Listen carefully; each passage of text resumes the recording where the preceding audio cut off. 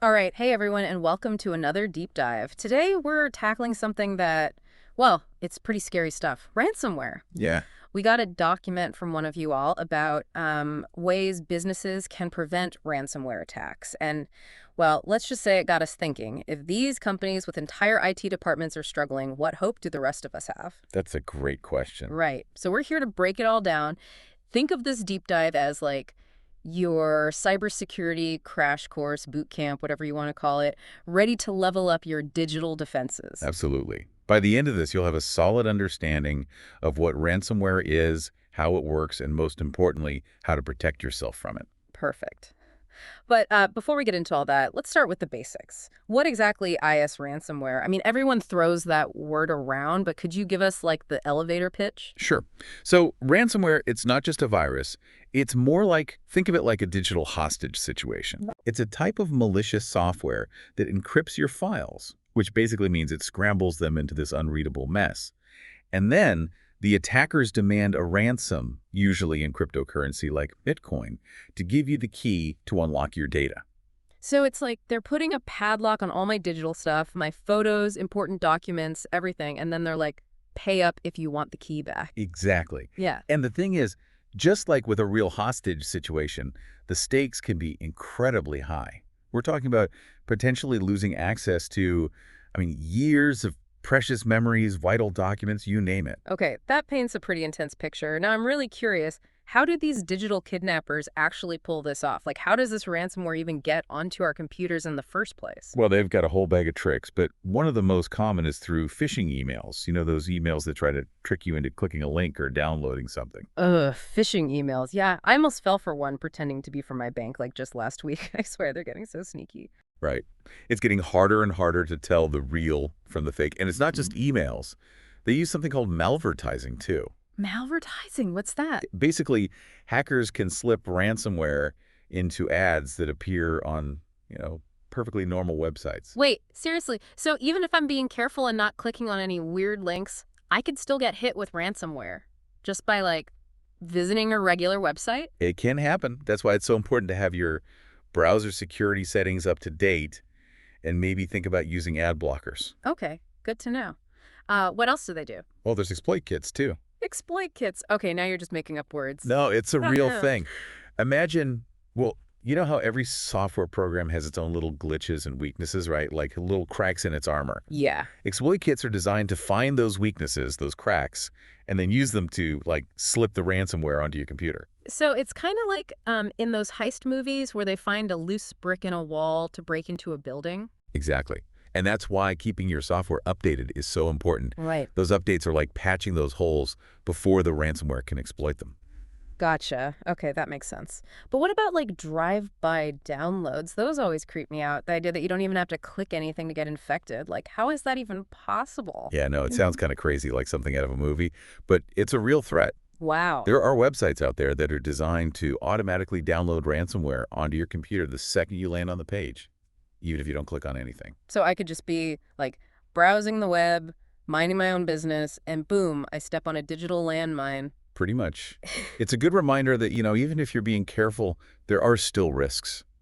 It's not about living in fear, though, but more like being aware and taking steps to protect yourself. All right, so say the ransomware has somehow managed to get past all my defenses and is now on my computer. What happens then? Well, that's when things start to get really messy, literally.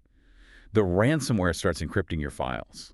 Imagine someone taking all your digital documents and scrambling them up into, like, a language you don't understand. Okay, so all my files are basically locked away in a digital vault. Exactly. And the attackers, they hold the only key. And that key comes with a price tag, right? Like they flash a ransom note on my screen demanding I pay them in Bitcoin or something. Yeah, that's pretty much how it goes. And to really ramp up the pressure, they usually set a deadline, like you have 48 hours to pay or your data's gone forever. Oh, man. So now I'm stressed, confused, probably on the verge of a full-blown panic attack. Okay, so real talk. Does paying the ransom actually guarantee I get my files back? That's a good question, and this is where things get tricky. The answer is, unfortunately, no. Paying the ransom doesn't guarantee anything. Wait, seriously, you're telling me I could pay these guys and still not get my data back? It's harsh, but Yeah. There are no guarantees when you're dealing with criminals. They could just take your money and disappear. Or they could give you a decryption key that doesn't even work. It's basically putting your trust in the honesty of, well, criminals. Okay, so paying the ransom is a big gamble and not one I'm feeling very lucky about. I've been thinking all ransomware is basically the same, but is that right?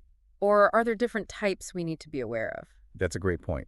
There are actually several different types of ransomware out there, each with its own, like, little twist. And knowing the differences, it can really help you understand the threat and protect yourself better. Okay, so what are we talking about here? What kind of ransomware monsters are lurking in the digital shadows? Well, the one we've been discussing, the classic lock your files kind, is called crypting ransomware. But there's another nasty one called locker ransomware. Locker ransomware? What's that? Does that mean they, like, literally lock me out of my computer? Like, I can't even get in? You got it. Yeah. It essentially takes control of your entire operating system so you can't access any of your applications or files. It's like they changed the locks on your whole digital house. Yikes. Are there any other types we should be on the lookout for? There are a few more. Have you ever heard of scareware? Vaguely. Isn't that the one where they try to trick you into thinking your computer's infected? Exactly. It's all about deception and like playing on your fears. It pretends to be a legitimate program, something like an antivirus scanner, and then starts bombarding you with all these fake warnings saying your computer's riddled with viruses. Oh, yeah. I've seen those pop-ups. They're super annoying. They make it seem like my computer's about to explode or something if I don't click their button. And of course, that button usually leads to a page where they try to sell you their bogus software. And ironically, that software could actually be harmful. I actually fell for one of those scareware scams a while back. It was so frustrating. Oh, no. Well, at least scareware doesn't actually encrypt my files, right? Right. It's more psychological warfare than anything else. But don't get too comfortable. There are other types that are, well, much more dangerous. Okay, hit me with it. What else is out there? Well, there's double extortion ransomware, which is basically a double whammy of a threat. They not only encrypt your data, but they also steal it and then threaten to, like, release sensitive information publicly if you don't pay up. Whoa, hold on. So it's not just about losing access to my stuff, but also about them potentially ruining my reputation? That's messed up. It is. And then there's ransomware as a service. RAS, that sounds like something you'd order off a shady dark web menu or something. It does, doesn't it? But that's essentially what it is. It's this business model where attackers rent out their ransomware tools to other criminals. So they're basically like franchising their evil operation? That's wild. And I bet they take a cut of the ransom, too. Talk about a messed up business model. Yeah, it's pretty unsettling. And just when you thought it couldn't get any worse, we're now seeing more and more ransomware targeting, well, everything, not just PCs anymore. Android and Mac devices are definitely not immune. So the myth that Macs and phones are somehow safer, that's busted. Absolutely. While Macs and Androids have some built-in defenses, they're not invincible. Cybercriminals are always finding new ways to break in, no matter what operating system you're using. Wow, okay. So we've got this whole army of different ransomware types out there, each with its own sneaky strategy for attacking us. I'm not going to lie, I'm starting to feel a little overwhelmed. Is there any hope of actually defending ourselves against this digital onslaught? Don't worry. Now that you know the enemy, so to speak, we can start talking about how to fight back. In the next part of our deep dive, we're going to shift gears and focus on building up those defenses. We'll explore some real-world strategies you can use to fortify your digital castle and keep those ransomware raiders out. Okay, that's definitely what I need to hear right now. Some good news for a change. I'm ready to start building my digital fortress. Stay tuned for part 2 of our ransomware deep dive, where we'll give you the knowledge and tools you need to stay safe in the digital world. Sounds good. See you then. Welcome back to the deep dive. After that last part, I am ready to start building some serious digital defenses. I like that energy. And you know what? You don't need to be a tech expert or anything to protect yourself. It's more about like understanding what you're up against and taking some simple steps to stay safe. Okay, so let's get tactical. What are the key things we should be focusing on? Well, let's think about it this way. If our digital lives are like castles, right? We need to train our guards, reinforce the walls, make sure we've got a good escape plan if things go wrong, that kind of thing. I like that analogy. So where do we start? Who are our digital guards and how do we train them? Well, the guards are really anyone who uses our devices. Us, our families, our employees, anyone who has access to our digital world. And the best way to train them, cybersecurity awareness training. Oh, so like basically teaching ourselves and the people around us about the different kinds of threats, how to spot them, and how to, avoid falling victim. Exactly. It's all about changing behaviors, developing like good digital habits, and just making security a part of our everyday routine. It's like teaching kids to look both ways before crossing the street, a simple habit that can really make a big difference. Okay, employee training, check. What's next on our cybersecurity checklist? How do we reinforce those castle walls? All right, next up is something we've touched on a bit already, regular data backups. It's like having a secret escape tunnel out of your castle. Ah, If those attackers manage to break in and scramble up all your files, well, you can always use that tunnel to restore your data from a backup. gotcha. Okay, backups, definitely essential. But how often should we be backing up our stuff and where should we be storing those backups? There's a good rule of thumb called the 3-2-1 backup rule. Basically, it means having 3 copies of your data, one on your computer, one on a separate device like an external hard drive or a thumb drive, and one stored off-site, like in the cloud. 3 copies in total, huh? Kind of like diversifying your investments, but for your data. That's a good way to think about it. Yeah. And that off-site copy, that's your insurance policy. Ah, If your house burns down or something, or your computer gets stolen, you've still got a copy of your data safe and sound somewhere else. makes sense. Okay, we've got training and backups covered. What about those annoying software updates? I know they can be a pain, but I have a feeling they're important. You are absolutely right. They're like patching up holes in your armor, or in this case, the walls of your digital castle. Every time you update your operating system, your apps, your browser, all of that, you're basically fixing vulnerabilities that attackers could use to sneak in. So, the longer I wait to update, the more vulnerable I become. Pretty much. Noted. Time to stop ignoring those update notifications. Excellent. That's honestly one of the simplest but most effective things you can do. And while we're on the topic of vigilance, let's not forget about email security. Phishing emails are still one of the most common ways ransomware spreads. Ugh. Yeah, those things are tricky. They can be so convincing. I still think about that one I almost fell for. It looked exactly like it was from my bank. Right. It can be really hard to tell sometimes. That's why it's super important to be extra cautious with emails, especially those from, unknown senders. Hmm. Never click on links or download attachments unless you're absolutely sure they're legit. Words to live by. So my grandma always used to say, don't talk to strangers and don't open emails from people you don't know. Wise woman, your grandma. Yeah. And just like we have guards at the gates of our physical castles, right? We need protection at the entry points to our digital world, too. That's where antivirus software comes in. Ah, yes. The trusty antivirus, our digital knight in shining armor. You could say that. Antivirus and anti-malware programs, they act as a first line of defense. They're constantly scanning your system for known threats and blocking them before they can do any damage. So it's kind of like having a security system that alerts you if someone's trying to break into your house. Yeah, that's a good way to put it. But one thing to remember is that antivirus software, it's not foolproof. Ah, okay. New threats are popping up all the time. It's really important to choose a program from a reputable company and make sure you keep it up to date. So it's not just about having antivirus software, but having the right antivirus software and making sure it's constantly evolving to keep up with the bad guys. Exactly. And finally, let's touch on network security.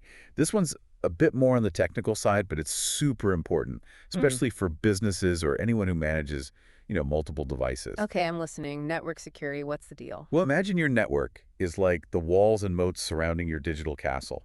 Firewalls are like the gatekeepers controlling what comes in and out. Yeah. And then there's network segmentation, which is imagine dividing your castle into different sections. So it's like having different security zones within the castle, so even if one part gets compromised, the attackers can't easily get to the other areas. Exactly.